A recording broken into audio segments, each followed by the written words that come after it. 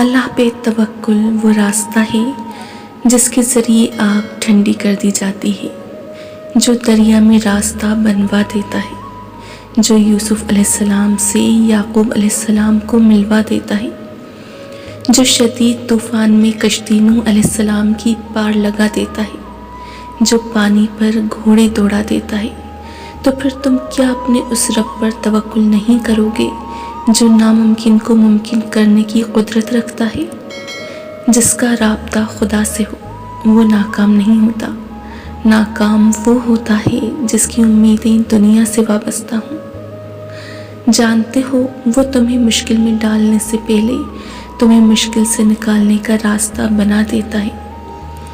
جب بے سکونی بڑھ جائے تو عبادت کا وقت بڑھا دو اور اللہ سے باتیں کرو اور اپنے دکھ کا مداوع اسی سے مانگو۔ وہ رحیم و کریم ہے، ہر چیز ادھوری ہے، مکمل بس اللہ تعالیٰ کی ذات ہے۔ اللہ پر یقین سخت اندھیروں میں بھی روشنیاں پیدا کر دیتا ہے۔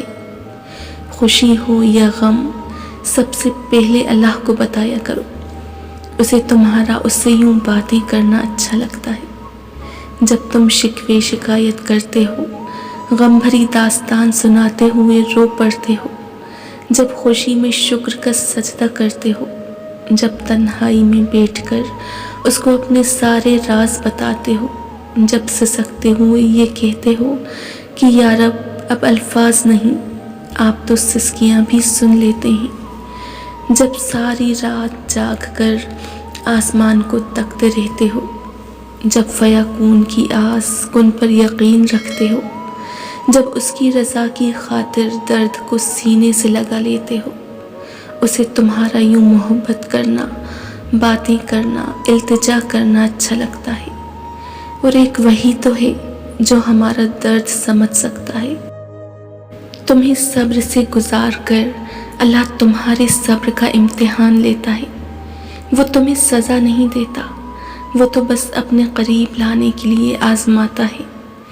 اللہ جہاں سے چاہے نصیب پلٹ دے، اس کی قدرت تمہاری سمجھ سے باہر ہے۔ کتنا خوبصورت احساس ہے، ہم اللہ سے اپنے دل کی بات کرتے ہیں اور وہ سب کچھ جانتا ہے، لیکن پھر بھی ہمیں سننا چاہتا ہے۔ اللہ نے کبھی نہیں کہا کہ راستہ آسان ہوگا، اللہ نے کہا کہ بے شک میں ان کے ساتھ ہوں جو صبر کرتے ہیں۔ جان لو اگر اپنے رب پر بہت بھروسہ رکھتے ہو تو یہ بھی جان لو کہ تمہارا رب اس بھروسے کو کبھی ٹوٹنے نہیں دے گا۔ کون کہتا ہے اللہ نظر نہیں آتا؟